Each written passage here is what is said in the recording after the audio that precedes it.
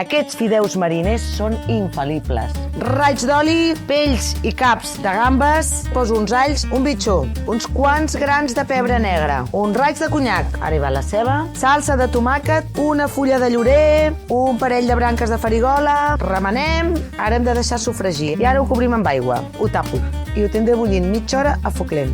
Molta quantitat d'oli, els alls, també hi posarem un bitxo, posem els fideus, els hem de daurar a foc tirant alt, una mica de sal, ara ja els tenim reservats, amb la mateixa paella, la sèpia, que es dauri, posarem la sal i un raig d'oli, i posarem pebrot picat, la ceba, i ara hem d'esperar que això vagi coent. Una mica de salsa de tomàquet, ha de quedar tot ben confitat, i ara posem la carn de l'anyora. Veus quin sofregit tan bonic? Una gota de vi blanc, això és la melsa, la tallem i traiem el suc de dins. Fideus i ara el brou, i premem per treure tot el suc. Posem les gambetes i això se'n va al forn. Oh, quina olor!